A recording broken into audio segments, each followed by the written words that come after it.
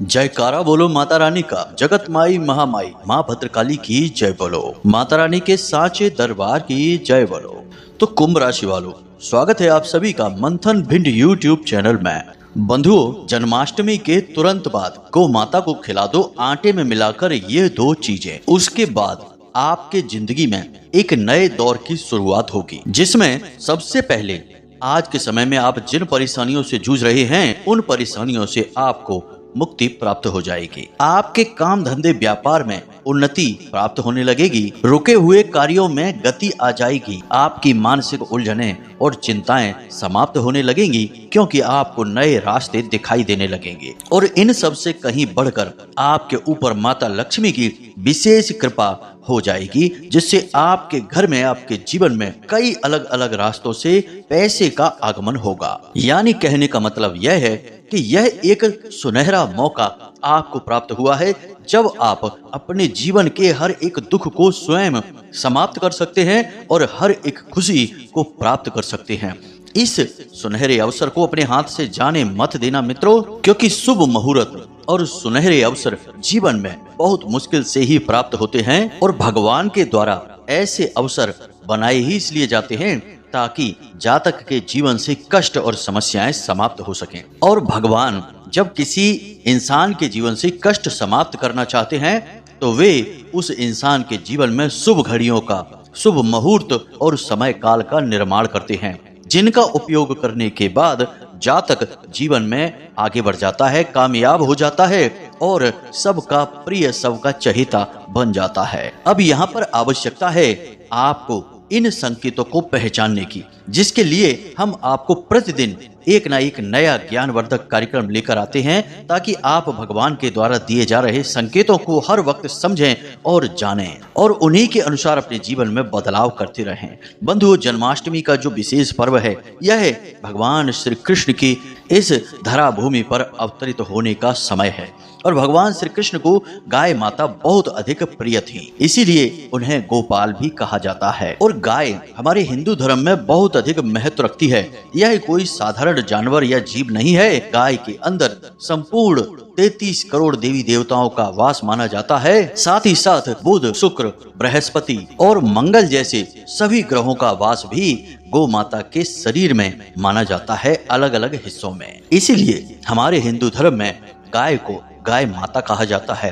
शास्त्रों की माने तो गाय यानी कि हमारी जो धरती माता है, वे भी जब त्रस्त होती हैं और जब किसी जीव का रूप धारण करती हैं तो वह रूप गाय माता का ही होता है। यानी कि धरती माँ भी गाय का रूप ही धारण करके देवताओं के लोक में जाकर उनसे मदद मांगती हैं। तो अब आप यहीं से अंदाजा लगा सकते हैं कि गाय का कितना अधिक महत्व है। तो अब आपको भी गौ माता की इन शक्तियों का पूरा प्रयोग करना है और जन्माष्टमी के तुरंत बाद बनने वाले इस विशेष मुहूर्त का इतना बेहतर लाभ लेना है कि जीवन के सारे कष्ट एक बार में ही समाप्त हो जाएं। तो अब आपके मन में यह प्रश्न उठ रहा होगा कि आखिर कौन सी हैं वे दो चीजें और कौन सा है वह समय जब गाय को इन चीजों को खिलाना है, इनके नियम, इनकी विधि क्या है। सारी बातें आपको हम आगे वीडियो में बताने जा रहे हैं। कार्यक्रम बेहद ही खास है, क्योंकि यह आपके जीवन के बारे में है। यहाँ हम आपके जीवन की समस्याओं के बारे में बात कर रहे हैं, उनके समाधान के बारे में बात कर रहे हैं, और सबसे बड़ी बात कि देवी देवताओं की कृपा आप तक कैसे पहुँचे, इस विषय को भी आपको समझाने की कोशिश कर रहे हैं। तो अब जब हम आपके लिए इतना दिल से प्रयास कर रहे हैं, तो आपका भी यह कर्तव्य है, आपका भी यह धर्म है कि आप भी इस कार्यक्रम को जरूर देखें, अंत तक देखें और इस कार्यक्रम में बताई गई बातों को समझते हुए अपने जीवन में उतारें, तभी तो आपके जीवन से कष्ट कटेंगे। बंधुओं, प्रयास करने वालों को ही कामयाबियां प्राप्त होती हैं और ऐसे लोग भगवान को बहुत प्रिय होते हैं जो लगातार प्रयास करते रहते हैं। याद रखना बंधुओं कि यह जीवन तो एक यात्रा है और यात्रा का मतलब होता है हर वक्त चलते रहना। जो व्यक्ति प्रयास कर रहे हैं वही तो जीवंत है और वही तो चल रहे हैं। तो उम्मीद करते हैं बंधुओं कि आप हमारी भावनाओं को समझ रहे हैं और इस कार्यक्रम को अंत तक अवश्य देखेंगे ताकि आपके जीवन में बदलाव आए, आपको खुशियां प्राप्त हो। तो चलिए बंधुओं, आज के इस विशेष कार्यक्रम की शुरुआत करते हैं, लेकिन इससे पहले माता रानी को आभार अवश्य व्यक्त करेंगे। तो कमेंट बॉक्स में लिखिए, जय मां भद्रकाली, कृपा करो। माता रानी आपके ऊपर पूरी कृपा और आशीर्वाद बनाएगी। इसी के साथ साथ यदि आप इस चैनल कार्यक्रम पर पहली बार आए हैं तो बगल में जो सब्सक्राइब का बटन है उसे भी अवश्य दबा ही दें।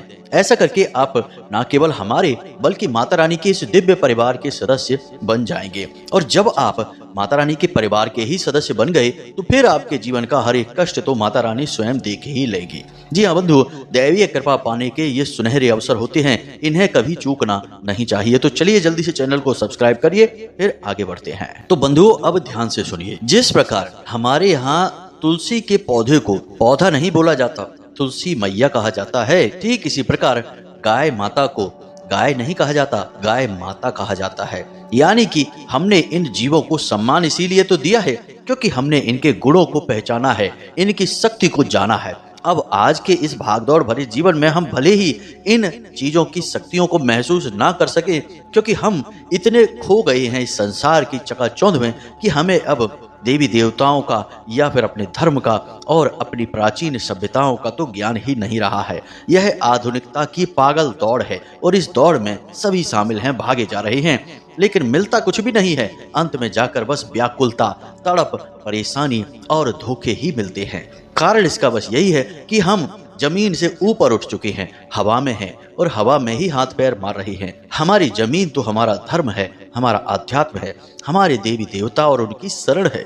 जी हाँ बंधुओं, अब प्राचीन काल में जिस प्रकार हमारे घरों में तुलसी माता हमेशा वास करती थी, हर घर में, हर हिंदू के यहाँ, ठीक उसी प्रकार हर एक हिंदू के यहाँ गौ माता भी अवश्य होती थी। जी हाँ बंधुओं, और एक बात हम आपको बता दें, इसे आप प्रयोग करके देखना। आपके जीवन में कितनी भी परेशानी हो, आपको मानसिक चिंताएं, पीड़ाएं बहुत अधिक हो रही हों, तो आप एक छोटा सा प्रयोग करके देखिए। आपके गली मोहल्ले में, अड़ोस पड़ोस में कहीं पर भी कोई भी गाय हो, आप बस उस गाय को जाकर एक रोटी खिलाइए और थोड़ी देर बस उस गाय के पास खड़े रहिए और उसके शरीर पर हाथ फेरते रहिए थोड़ी देर के लिए, और आपको जानकर आश्चर्य होगा कि अचानक से आपके अंदर एक नई ऊर्जा भरने लगी है। सकारात्मक ऊर्जा आपके आसपास एकत्रित होने लगेगी और सबसे बड़ी बात कि आपको आपकी समस्याओं के समाधान सूझने लगेंगे, समाधान आपके दिमाग में घूमने लगेंगे और चिंताएं समाप्त होने लगेंगी। क्योंकि चिंता नकारात्मक रूप है, विचार करना, चिंतन करना सकारात्मक रूप है। तो आप चिंतन करेंगे, चिंता नहीं करेंगे और समाधान खुद ही निकाल लेंगे। जी हाँ बंधुओं, यह गौ माता की शक्ति है। जिस घर में गौ माता होती है उस घर में धन दौलत भले ही कम हो, लेकिन सुख, शांति, समृद्धि और सुमति हमेशा वास करती है। और हमारे शास्त्रों में तो कहा ही गया है, जहां सुमति तहां संपत्ति नाना। अब गाय के गुणों का बखान करेंगे तो कई घंटों का कार्यक्रम तैयार हो जाएगा और आपको सुनने में भी बड़ी रुचि आएगी, क्योंकि गौ माता का बखान तो बहुत बड़ा है। हमारे शास्त्र भरे पड़े हैं गौ माता के बखान से। आज के समय में भी यदि देख लिया जाए तो कोई छोटा सा बालक है जिसका हाल ही में जन्म हुआ है और यदि वह माँ का दूध नहीं पी पा रहा है, किसी कारण से माँ का दूध उसे उपलब्ध नहीं हो पा रहा है, तो वह गाय माता का दूध आराम से पी सकता है, पचा सकता है। डॉक्टर भी इस बात को मानते हैं। किसी और जीव का दूध नहीं, केवल गाय का दूध, यानी गाय का दूध हमारी माता के दूध के समान ही बलिष्ठ, सुपाच्य और बहुत ही स्वास्थ्यवर्धक होता है। तो आप समझिए कि यह कितना बड़ा और शक्तिशाली दिव्य ऊर्जा का केंद्र है जिसे हम गाय माता कहते हैं। शायद इसीलिए भगवान श्री कृष्ण ने हमेशा गायों का पालन किया, उन्हें चराया, उनके साथ समय बिताया और कई लीलाएं की हैं। अब गाय के अंदर कई ग्रहों का वास होता है, क्योंकि इंसान के जीवन में ग्रहों का बहुत बड़ा महत्व होता है, या यूं कहें कि सब कुछ लगभग ग्रहों से ही नियंत्रित होता है। अब यह कैसे होता है, ध्यान से समझिए। आपके बुध आपके वाणी, आपकी बुद्धि, आपके काम धंधे, व्यापार को नियंत्रित कर रहे हैं, तो शुक्र आपके धन, वैभव, सुख, समृद्धि और मानसिक शांति को नियंत्रित कर रहे हैं। शनि आपके कर्मों का फल आपको दे रहे हैं, आपको नई नई सीख और नए नए पाठ पढ़ा रहे हैं। तो गुरु आपको विद्या दे रहे हैं, आपके मन में, मस्तिष्क में आध्यात्म भर रहे हैं, ईश्वर के प्रति प्रेम भर रहे हैं। घर में भी आपके दिव्य माहौल बना रहे हैं, पवित्रता लेकर आ रहे हैं। मंगल आपके आत्मबल को बढ़ा रहे हैं, बुराइयों से लड़ने की क्षमता दे रहे हैं, भले बुरे का ज्ञान करा रहे हैं। सूर्य आपके शरीर में, आपके मन में तेज बना रहे हैं, आपको आगे बढ़ने की प्रेरणा दे रहे हैं और सर्वोच्च पद तक ले जाने की कोशिश कर रहे हैं। चंद्रमा आपकी भावनाओं को नियंत्रित कर रहे हैं, आपको अच्छा महसूस करा रहे हैं। तो ये जो ग्रह हैं, इन ग्रहों का एक इंसान के जीवन पर पूरा का पूरा कब्जा होता है और कोई भी ग्रह यदि इधर उधर होता है तो इंसान के जीवन में अस्त व्यस्तता आनी शुरू हो जाती है। परेशानियों का मुख्य कारण ही यही है कि आज के समय में लोग ऐसे ऐसे काम करने लगे हैं जिससे उनके कोई ना कोई ग्रह हर वक्त उन्हें परेशान करते ही रहते हैं, उनके नकारात्मक प्रभाव आते ही रहते हैं। तो अब ध्यान से सुनिए, आज के इस समय में जब अज्ञानता लोगों के ऊपर हावी है, अज्ञानता से हमारा मतलब है कि हमारी वैदिक संस्कृति और परंपराओं का ज्ञान लोगों के पास अब नहीं है। अब लोग नई तरह का ज्ञान प्राप्त करने लगे हैं जिसे तो हम अध कचरा ज्ञान कहते हैं। तो अब जब लोगों के पास अध कचरा ज्ञान पहुंच रहा है जो कि उन्हें भ्रष्ट कर रहा है, सात्विक मार्ग से भटका रहा है, तो ऐसे में आपको हमेशा कुछ न कुछ ऐसा करते रहना चाहिए जिससे कि आपके आसपास जो नकारात्मकताएं आ रही हैं उनसे आप लड़ सकें। आपके आसपास हमेशा सकारात्मक ऊर्जाओं का वातावरण तैयार बना रहे। हमने अपने पिछले वीडियो कार्यक्रम में भी आपको समझाया था कि जिस इंसान के ऊपर भगवान की कृपा होती है, केवल वही इंसान तरक्की प्राप्त कर सकता है, सुकून से सो सकता है और अपनी प्राप्त की गई तरक्की का आनंद ले सकता है। अन्यथा पहले तो आपको तरक्की मिलेगी ही नहीं। कितनी ही मेहनत कर लो, कितना ही सिर पटक लो, कामयाबी आपको तिल भर भी नहीं मिलेगी। और यदि आप कहीं से लूट खसूट करके, किसी का हक मार के, किसी तरह से धन संपत्ति लेकर आ भी गए तो आपका जीवन नरक हो जाएगा। आप मखमल के गद्दे पर सोएंगे तब भी आपको नींद नहीं आएगी। आपका एसी चल रहा होगा तब भी आपको पसीना आ रहा होगा, क्योंकि हजारों तरह की बीमारियां शरीर में उत्पन्न हो चुकी होंगी, घर में क्लेश होगा, तमाम परेशानियां होंगी। तो आपने उसका आनंद तो ले ही नहीं पाया अगर वह आप छीन कर जो कामयाबी लाए हैं। कहने का मतलब यह है कि कामयाबी प्राप्त करने का केवल एकमात्र रास्ता है कि भगवान की कृपा को प्राप्त कर लिया जाए, फिर प्रयास किया जाए। हमने आपको समझाया भी था कि जो आपका भाग्य है वह एक चेक है, जो आपके कर्म हैं वह आप उसमें अपनी कीमत लिख रहे हैं, अपना जो संख्या है कि आपको इतना चाहिए, यानी कि आप अपनी संख्या भर रहे हैं। और जो बैंक है जहां से यह चेक आपका कैश होगा वह है आपके पुण्य कर्म। जी हाँ बंधुओं, यदि आपके पुण्य कर्म बैंक में जमा हैं और ज्यादा हैं तब तो आपकी हर एक मेहनत का आपको फल बराबर मिल जाएगा, आपका चेक आपको पेमेंट करता रहेगा, पैसे मिलते रहेंगे। लेकिन यदि आपके पुण्य कर्म जो हैं संचित नहीं हैं, कम पड़ जाएंगे, तो आपका चेक बाउंस हो जाएगा। कहने का मतलब कि आप कितना ही प्रयास करिए, आप हमेशा असफल ही होते रहेंगे। यही है पीड़ाओं का कारण। तो हम उम्मीद कर रहे हैं कि आप हमारी बातों को समझ रहे होंगे। हम अपने हर वीडियो कार्यक्रम में सबसे पहले आपको धर्म के प्रति आकृष्ट करना चाहते हैं, आपकी रुचि, आपके विचार धार्मिक करना चाहते हैं, ईश्वर में आपकी रुचि उत्पन्न करना चाहते हैं, क्योंकि हम चाहते हैं कि आपके जीवन में जो खुशियां आएं वे फिर कभी वापस ना जाएं, और जिसके ऊपर भगवान कृपा कर देते हैं फिर उसे जो खुशियां मिलती हैं वे कभी वापस ही नहीं जाती, क्योंकि उस इंसान का मन अपने आप निर्मल हो जाता है, बड़ा ही पवित्र हो जाता है।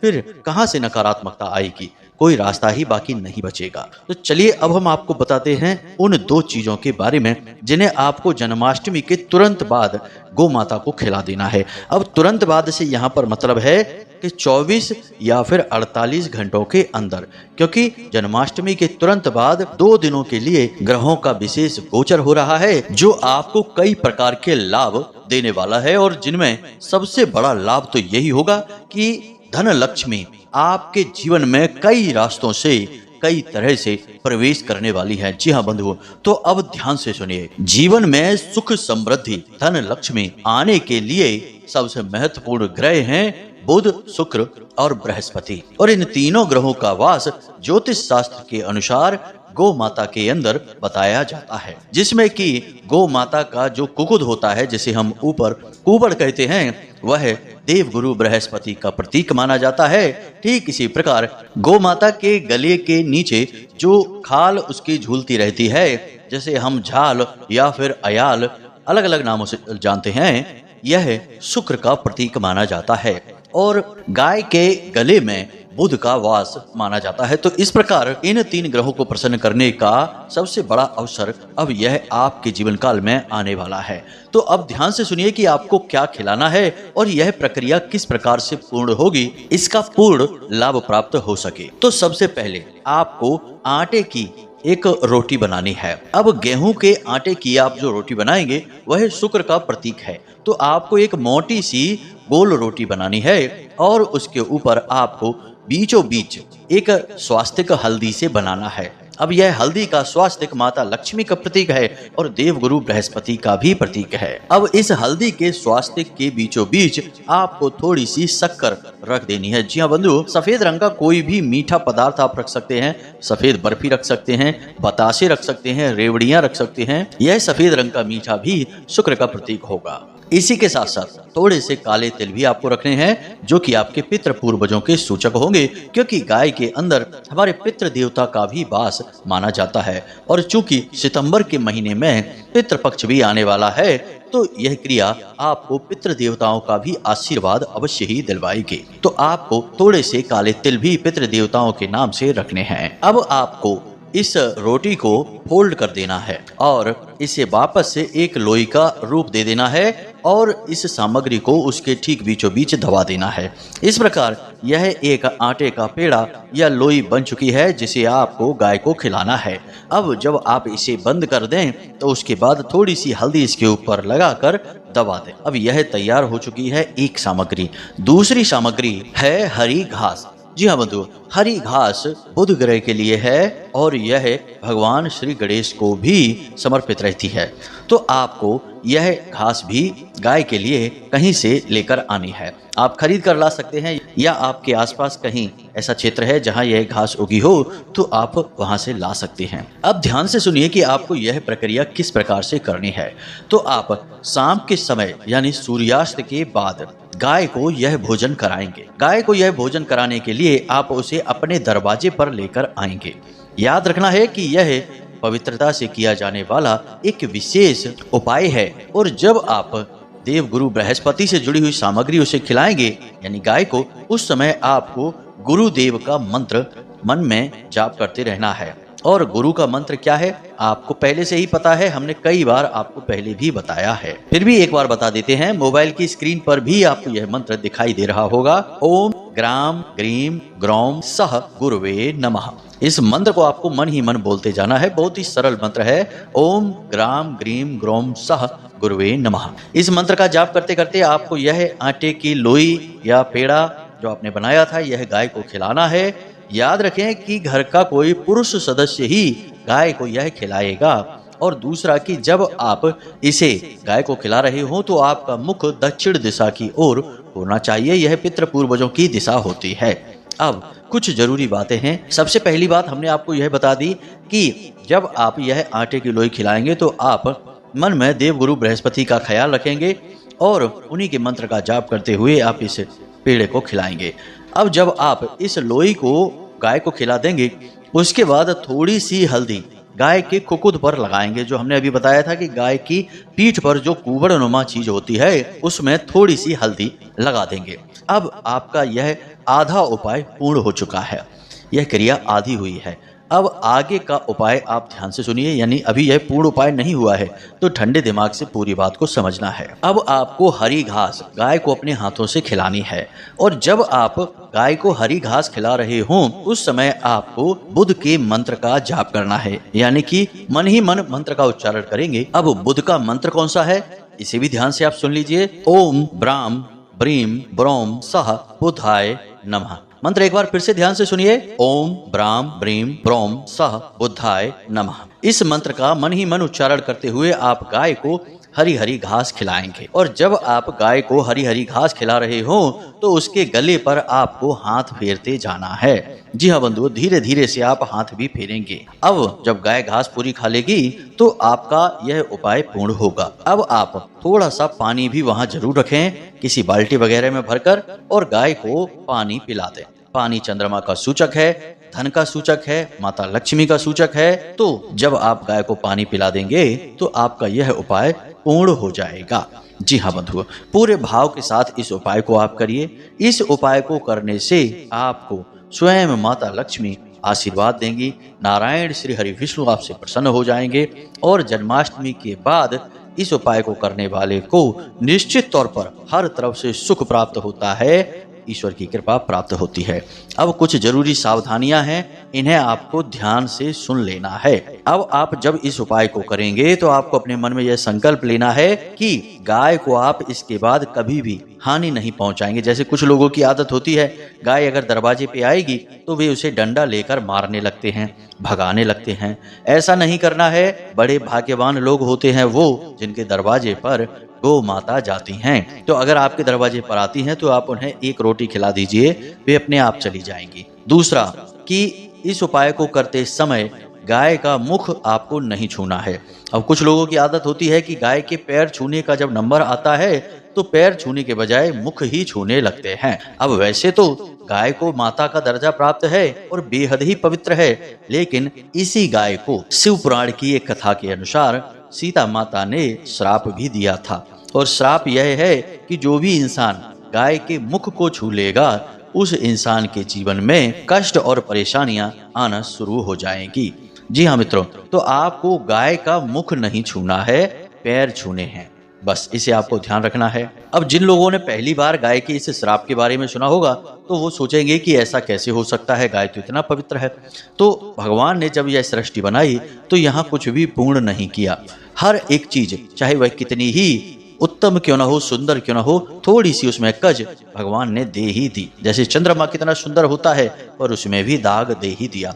सूर्य कितना तेजवान होता है उसे भी ग्रहण लग ही जाता है। तो ठीक इसी प्रकार गाय बेशक माँ है लेकिन उन्हें भी एक श्राप प्राप्त हो ही गया था। तो इसका आपको विशेष ध्यान रखना है। साथ ही साथ आपको यदि हो सके तो कामधेनु गाय की कोई तस्वीर या मूर्ति अपने घर के नैऋत्य कोण में भी लाकर रख लेनी चाहिए इसी दिन। यदि आपने पहले से लाकर रखी है तो अति उत्तम है, अगर नहीं रखी है तो ले आइए। जब आप इस उपाय को करें उस दिन लेकर आ जाएं और उसे अपने घर के नैऋत्य कोण में रख दें।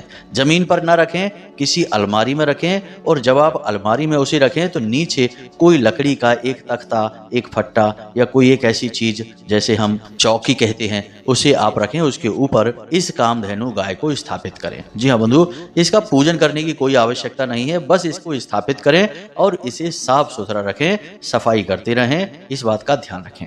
बस इतने से कार्य आपको करने हैं और फिर देखिए कि कैसे आपके जीवन में धन संपत्ति आकर्षित होती है, आपको हर तरफ से केवल खुशियां ही खुशियां प्राप्त होती हैं। तो बंधुओं, यह तो था आज का विशेष उपाय। अब वैसे तो सारी बातें हमने आपको काफी विस्तार के साथ समझा ही दी हैं, फिर भी यदि कोई प्रश्न आपके मन में उठता है तो आप कमेंट करके पूछ लें या फिर डिस्क्रिप्शन में दिए गए व्हाट्सएप नंबर पर मैसेज करके भी पूछ सकते हैं। समय मिलने पर हम आपके प्रश्न देखेंगे और उनके जवाब हम आपको अवश्य ही देंगे। तो चलिए आज के इस वीडियो को विराम देते हैं। हमेशा हंसते रहिए, मुस्कुराते रहिए, सकारात्मक रहिए। दिन में एक बार मंदिर अवश्य जाइए क्योंकि आपका उद्धार वहीं से होना है। तो प्रेम से बोलिए जय माई की जय, मां भद्रकाली। माता रानी आपका कल्याण करेगी। धन्यवाद।